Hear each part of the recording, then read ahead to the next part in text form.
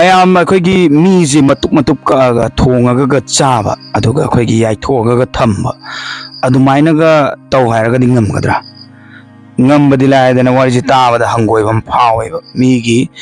ꯎꯟꯁꯥꯁꯦ ꯍꯥꯏꯕ ꯇꯥꯔꯦ, ꯃꯤꯒꯤ ꯃꯁꯜꯁꯤꯡꯁꯤꯕꯨ ꯀꯛꯑꯒ ꯊꯣꯡꯉꯒ ꯆꯥꯕ ꯑꯗꯨꯒ ꯌꯥꯏꯊꯣꯛꯑꯒ ꯊꯝꯕ ꯆꯥꯅꯕꯒꯤꯗꯃꯛꯇ, ꯑꯗꯨꯒꯨꯝꯂꯕ ꯑꯩꯈꯣꯏꯒꯤ ꯃꯤ ꯀꯛꯇꯨꯅ ꯆꯥꯕꯒꯤ ꯋꯥꯔꯤ ꯑꯃꯅꯤ ꯔꯁꯤꯌꯥꯒꯤ ꯃꯐꯝ ꯑꯃꯗ ꯊꯣꯛꯈꯤꯕꯅꯤ꯫ ꯋꯥꯔꯤꯁꯦ ꯀꯃꯥꯏꯅ ꯇꯧꯕꯒꯦ ꯍꯥꯏꯕꯗꯨ ꯃꯌꯥꯝ ꯄꯨꯟꯅ ꯇꯥꯃꯤꯟꯅꯁꯤ, ꯃꯌꯥꯝ ꯄꯨꯟꯅ ꯈꯪꯃꯤꯟꯅꯁꯤ꯫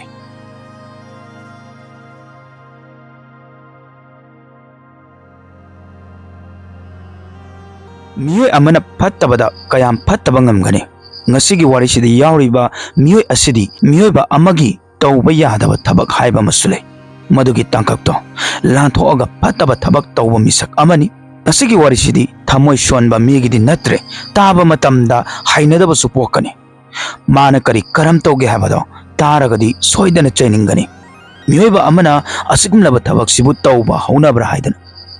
ꯏꯟꯗꯤꯌꯥꯗꯒꯤ 4,983 ꯀꯤꯂꯣꯃꯤꯇꯔ ꯂꯥꯞꯅ ꯂꯩꯕ ꯔꯁꯤꯌꯥꯗꯁꯨ ꯑꯁꯨꯝꯅꯁꯨ ꯊꯣꯛꯂꯝꯃꯤ꯫ ꯀ꯭ꯔꯥꯏꯝꯁꯤꯒꯤ ꯋꯥꯔꯤꯁꯤꯗꯤ ꯃꯄꯥꯟ ꯊꯣꯛꯂꯛꯄ ꯃꯇꯝꯗꯗꯤ ꯃꯤꯌꯥꯝꯅ ꯇꯨꯀꯠꯆꯕ ꯍꯪꯒꯣꯏꯕ ꯐꯥꯎꯈꯤ꯫ ꯋꯥꯔꯤꯁꯤ ꯊꯣꯛꯂꯛꯄꯁꯤ 1997ꯗ ꯊꯣꯛꯂꯛꯄꯅꯤ꯫ ꯔꯁꯤꯌꯥꯒꯤ ꯀꯦꯄꯤꯇꯦꯜ ꯁꯤꯇꯤ ꯃꯣꯁꯀꯣꯗꯒꯤ 800 ꯀꯤꯂꯣꯃꯤꯇꯔ ꯂꯥꯞꯅ ꯂꯩꯕ ꯄꯣꯔꯋꯥꯒꯤ ꯕꯪꯂꯥ ꯔꯤꯚꯔꯒꯤ ꯂꯩꯔꯥꯏꯗ ꯂꯩꯕ ꯁꯤꯇꯤ ꯑꯃꯅꯤ꯫ ꯃꯐꯝꯁꯤ ꯌꯥꯝꯅ ꯏꯪꯕ ꯃꯐꯝ ꯑꯃꯅꯤ, ꯅꯦꯆꯔꯒꯤ ꯐꯖꯕꯅ ꯌꯣꯝꯗꯨꯅ ꯂꯩꯕ ꯃꯐꯝ ꯑꯃꯅꯤ꯫ ꯑꯗꯨꯕꯨ ꯃꯐꯝꯁꯤꯗ 1997ꯗ ꯑꯃꯨꯛ ꯍꯟꯅ ꯊꯣꯛꯍꯟꯅꯤꯡꯗꯕ ꯊꯧꯗꯣꯛ ꯑꯃ ꯊꯣꯛꯈꯤ꯫ ꯆꯍꯤꯁꯤꯒꯤ ꯅꯣꯡꯃ ꯅꯨꯡꯗꯥꯡ ꯑꯃ ꯅꯤꯀꯣꯂꯥꯌꯦꯚ ꯀꯧꯕ ꯃꯤꯁꯛ ꯑꯃ ꯃꯥꯒꯤ ꯃꯔꯨꯞ ꯃꯄꯥꯡꯁꯤꯡꯒ ꯄꯥꯔꯇꯤ ꯇꯧꯔꯨꯔꯒ ꯌꯨꯝꯗ ꯍꯜꯂꯛꯄꯅꯤ꯫ ꯃꯍꯥꯛꯅ ꯌꯨꯝ ꯌꯧꯁꯤꯜꯂꯛꯄꯒ ꯕꯤꯜꯗꯤꯡꯗꯨꯒꯤ ꯊꯣꯡꯗꯨꯗ ꯃꯤꯑꯣꯏ ꯑꯃ ꯂꯦꯞꯇꯨꯅ ꯂꯩꯔꯝꯃꯤ꯫ ꯅꯛꯁꯜꯂꯨꯕ ꯃꯇꯝꯗ ꯅꯨꯄꯥ ꯃꯁꯛ ꯈꯪꯗꯕꯗꯨꯅ ꯆꯨꯔꯨꯞ ꯆꯨꯈꯠꯅꯕ ꯃꯩꯈꯦꯠ ꯍꯪꯉꯛꯈꯤ꯫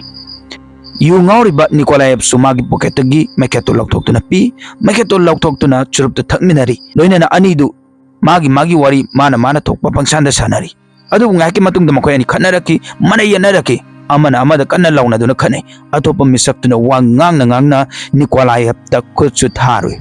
ꯃꯗꯨꯗ ꯌꯨ ꯉꯥꯎꯔꯤꯕ ꯅꯤꯀꯣꯂꯥꯌꯦꯚꯁꯨ ꯊꯤꯅ ꯁꯥꯎꯗꯨꯅ ꯈꯨꯠ ꯍꯟꯈꯤ꯫ ꯃꯍꯥꯛꯇꯣ ꯌꯥꯝꯅ ꯁꯥꯎꯈ꯭ꯔꯕ ꯃꯥꯜꯂꯤ꯫ ꯅꯨꯄꯥ ꯑꯗꯨꯕꯨ ꯇꯝꯊꯤꯅ ꯐꯨꯕꯗꯒꯤꯗꯤ ꯁꯤꯗꯣꯛꯈꯤ꯫ ꯅꯨꯄꯥ ꯑꯗꯨ ꯁꯤꯗꯨꯅ ꯇꯥꯕꯗꯨ ꯎꯕꯗ ꯃꯍꯥꯛ ꯌꯨ ꯉꯥꯎꯕ ꯈꯤꯇꯪ ꯍꯟꯕꯒꯨꯝꯅ ꯇꯧꯏ꯫ ꯂꯣꯏꯅꯅ ꯑꯩꯅ ꯇꯧꯔꯤꯁꯤꯕꯨ ꯀꯔꯤꯅꯣ ꯍꯥꯏꯗꯅ ꯈꯟꯈꯤ꯫ ꯑꯗꯨꯒ ꯑꯃꯨꯛꯁꯨ ꯃꯤꯅꯒ ꯑꯩꯅ ꯇꯧꯔꯤꯁꯦ ꯎꯍꯧꯕ꯭ꯔꯥ ꯍꯥꯏꯗꯨꯅꯁꯨ ꯌꯦꯡꯉꯤ꯫ ꯑꯗꯨꯕꯨ ꯅꯨꯡꯗꯥꯡ ꯑꯊꯦꯡꯕ ꯑꯣꯏꯕꯅ ꯀꯅꯥ ꯑꯃꯠꯇꯅ ꯊꯧꯗꯣꯛꯇꯨ ꯎꯍꯧꯗ꯭ꯔꯦ꯫ ꯃꯗꯨꯒꯤ ꯑꯆꯤꯛꯄ ꯇꯟꯖꯥꯗꯨꯒꯤ ꯀꯥꯟꯅꯕ ꯂꯧꯗꯨꯅ ꯃꯤꯁꯛꯇꯨꯒꯤ ꯍꯛꯆꯥꯡꯗꯣ ꯊꯥꯡꯒꯠꯇꯨꯅ ꯃꯥꯒꯤ ꯕꯤꯜꯗꯤꯡ ꯃꯅꯨꯡꯗ ꯄꯨꯗꯨꯅ ꯂꯥꯛꯈꯤ꯫ ꯃꯤꯁꯛꯇꯨꯕꯨ ꯁ꯭ꯇꯤꯌꯔꯗ ꯆꯤꯡꯈꯠꯇꯨꯅ ꯃꯥꯒꯤ ꯔꯨꯝꯒꯤ ꯕꯥꯠꯔꯨꯝꯗ ꯄꯨꯁꯤꯜꯂꯛꯈꯤ꯫ ꯃꯁꯤꯗꯒꯤ ꯇꯥꯕꯗ ꯍꯪꯒꯣꯏꯒꯗꯕ ꯋꯥꯔꯤꯁꯤ ꯍꯧꯔꯛꯀꯗꯧꯔꯤꯕꯅꯤ꯫ ꯃꯤꯁꯛꯇꯨ ꯃꯥꯒꯤ ꯔꯨꯝꯗ ꯄꯨꯔꯛꯄꯒꯤ ꯑꯍꯥꯟꯕ ꯃꯔꯝꯗꯤ ꯃꯤꯑꯣꯏꯗꯨꯕꯨ ꯃꯆꯦꯠ ꯃꯆꯦꯠ ꯀꯛꯇꯨꯅ ꯐꯨꯝꯕꯗ ꯍꯥꯏꯇꯥꯔꯦ ꯂꯥꯏꯅꯕ ꯄꯨꯔꯛꯄꯅꯦꯕ꯫ ꯑꯗꯨꯅ ꯃꯍꯥꯛꯅ ꯅꯨꯄꯥꯗꯨꯒꯤ ꯐꯤꯔꯣꯜꯗꯨ ꯂꯧꯊꯣꯛꯂꯒ ꯃꯅꯥꯛꯇ ꯂꯩꯕ ꯍꯣꯔꯥꯏ ꯑꯃꯅ ꯅꯨꯄꯥꯗꯨꯕꯨ ꯀꯛꯊꯠꯂꯝꯃꯤ꯫ ꯑꯁꯨꯝꯅ ꯃꯈꯥ ꯇꯥꯅ ꯑꯀꯤꯕ ꯃꯑꯣꯡꯗ ꯃꯈꯨꯠ ꯃꯈꯣꯡ ꯑꯇꯣꯞꯄ ꯄꯥꯔꯠꯁꯤꯡ ꯇꯣꯉꯥꯟ ꯇꯣꯉꯥꯟꯅ ꯀꯛꯊꯠꯂꯝꯃꯤ꯫ ꯑꯗꯨꯃꯥꯏꯅ ꯇꯧꯗꯅ ꯀꯛꯑꯕ ꯃꯇꯨꯡꯗ ꯃꯍꯥꯛꯅ ꯄꯨꯝꯅꯕ ꯈꯟꯈꯤꯕꯅꯤꯅ ꯐꯨꯝꯅꯕ ꯄ꯭ꯂꯥꯟ ꯁꯤꯟꯒꯗꯕ ꯅꯠꯇ꯭ꯔꯥ? ꯑꯗꯨꯕꯨ ꯃꯍꯥꯛ ꯄꯦꯟꯗ꯭ꯔꯤꯕ ꯃꯥꯜꯂꯤ꯫ ꯃꯥꯅ ꯍꯛꯆꯥꯡꯗꯨ ꯃꯇꯨꯞ ꯃꯇꯨꯞ ꯀꯛꯑꯕ ꯃꯇꯨꯡꯗ ꯃꯤꯑꯣꯏꯕꯒꯤ ꯐꯥꯏꯒꯟꯗꯨꯕꯨ ꯎꯈꯤ꯫ ꯃꯗꯨ ꯎꯕꯗꯨꯗ ꯋꯥꯈꯜꯗ ꯀꯔꯤꯒꯨꯝꯕ ꯑꯃ ꯐꯥꯎꯔꯛꯈꯤ꯫ ꯑꯗꯨꯒ ꯌꯥꯝꯅ ꯖꯨꯒꯣꯠ ꯆꯥꯗꯕ ꯊꯕꯛ ꯑꯃꯁꯨ ꯇꯧꯈꯤ꯫ ꯃꯍꯥꯛꯅ ꯐꯥꯏꯒꯟꯒꯤ ꯄꯥꯔꯠꯇꯣ ꯀꯛꯇꯨꯅ ꯊꯣꯡꯕ ꯍꯧꯏ꯫ ꯃꯨꯜꯂꯕ ꯃꯇꯨꯡꯗ ꯆꯥꯁꯨ ꯆꯥꯔꯝꯃꯤ꯫ ꯃꯁꯤꯕꯨ ꯃꯤ ꯑꯃꯒꯤ ꯂꯤꯆꯠ ꯑꯣꯏꯒꯗ꯭ꯔꯥ? ꯃꯁꯤꯒꯨꯝꯕꯁꯤꯗꯤ ꯃꯤ ꯅꯠꯇꯕ ꯁꯥꯅ ꯇꯧꯒꯗꯕ ꯊꯕꯛ ꯑꯃꯅꯤ꯫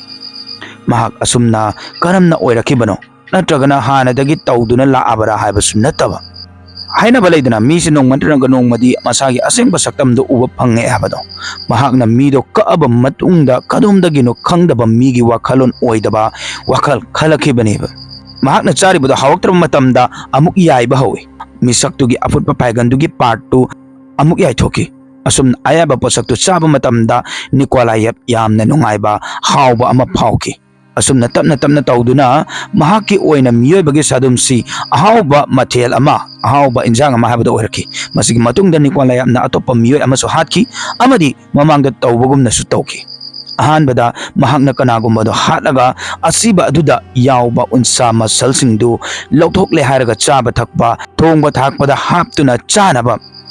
ꯑꯁꯨꯝꯅ ꯃꯇꯣꯝꯇ ꯆꯥꯕꯗꯨꯗꯤ ꯑꯃꯨꯛ ꯐꯔꯦ ꯍꯥꯏꯔꯁꯦꯕ꯫ ꯑꯗꯨꯕꯨ ꯃꯍꯥꯛꯅ ꯁꯥꯗꯨꯝꯁꯤ ꯃꯔꯛꯇꯁꯨ ꯌꯣꯟꯕ ꯑꯃꯨꯛ ꯍꯧꯔꯛꯄꯅꯦ꯫ सा nga yonba mafamda mahakna sadumdubu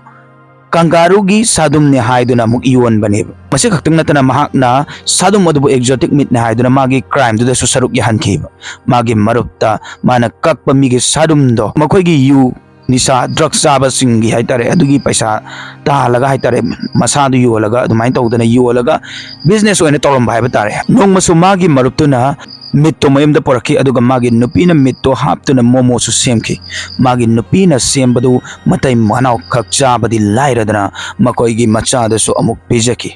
masi karigumba mamampa duna khangla abadi kari oigani makoina machada pijaribadu kangaru gi sadum nate miyoibagi sadum ni haiduna khangba matamda makoi hingningba pokhigadra chahi ani muk sathiraba lichachit chatharami masi karigumba police na pharam daba taragadi miyoy kaya tamthina su halam gadoineba asumna nongma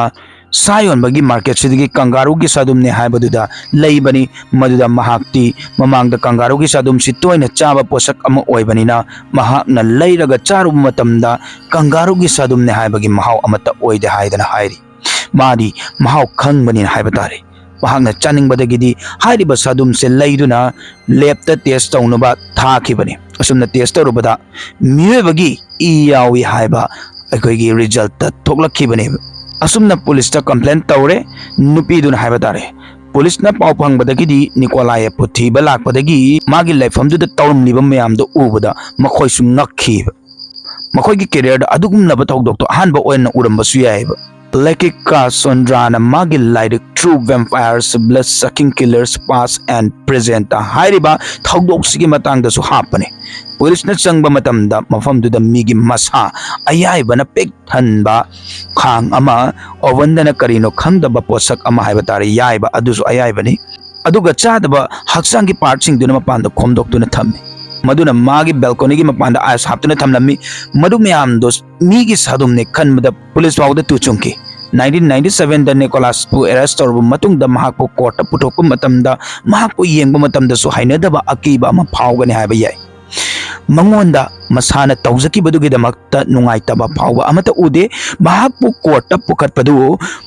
noktuna adum karimna badum na dum taw karigumba ai bhadragadi migi sadum hen hen charingba phawraktuna hena amang ata thokani haidana hai police na investigation tawbagi wahang pahong tawba matamda mahakna phagi oina su haiki aina mapanda chana bagi ice ka yomduna thambado adu kadang bijo natraga de ngaur ni haidana azumna haibasida adum gyan taba yare miyoisa samasida kyam yam tam thiba akai ba thabak tawrag habadum mahakpu pharaba matungda mahakna tawrumba thabak singdugi evidence singsu phangaduna haiba tare magi punishment si ba haibase pibani adubu mahakpu farsi tawna bahonabada chahi ani muk changki asumna matamdi asum haujan gibana 1999 yorki matamdu da farsi tawbagi niyam da ahongba lakhi restriction leire haidana aduduna mahak farsi faudi tahodre amarumda masi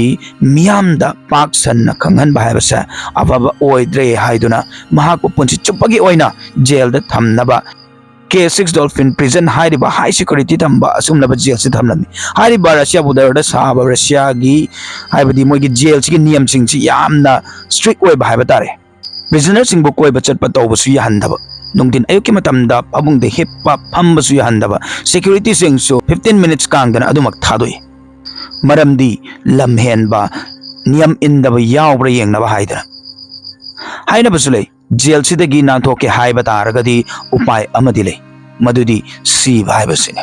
siba natana mafam madudagi nanthokpa haibasa oithoktabane yamna strict oi aduga oifam su thoi maramdi Nikolai gumba tongan ba criminal sing serial killer sing makhal haiba tare mafam duda phajan duna thamni baneba sekraba miyoy sing dugi family na Nikolai su farsi tohallaroi haiba tabada amuk hena haraukhiba karigi harawna haba matamda mahak to farsi tor di line sigadaw sarok pudi jail du da otlaga laibana fagani haidana khanki punchi chupa jail du da kullaga mapanda thokpa ngamdana wana laijasano haidana khanki masina mana tawjarubudagi punishment haina khanki adu mayamna di khalamgani mahakna jail da lairam matungda mahakna la lega hairam gani haidana adu ma haide मागी मरादुगी इकायबदी लायरन याम पोंगना चावना ngangeba National Geographic Channel gi documentary Insight Russia as to has president Nikolaev ta camera thaduna mana lalugi maramda hangba matamda mahakna nungai boy karemna boy noktuna wari pumbaloina likhe documentary tu bu yengba matamda adom sungak pa phawgani mahakna wari do liba matam mafam dugi jail warden guard mafam du lay miyosing du yamna ngakna wari do taki मखोय सुखलम Ghani मी अमने हायदना मसिबु तौबा हौनाब्रा हायदना अदोम सुमागी मसक्तो उरगदी सोयदना ngakani thidokbiyo adum ubu phangbegani mahak chahi yame mahakna toroba dabaktu chahi myam ma hokre adu mahak pu ngasi phawda sathiba crime gi criminal singi marakta challibani adum di mahakna phangliba dandi si yamandi khanbra kari dandi ga piragadi hena phagani gaina ga khanba yaubiragadi comment da haibiramo मसी हारगा ngasi wari si matang si dalo senjarage asigum laba interesting oiba wari mayam ama tabi ning balai raga so khagi channel asi changduna ngai duna laibi wari thagalakpa adudi ngasi gi damakta di kainarsi matang gi wari da mu mayam puna thengnar si yai fare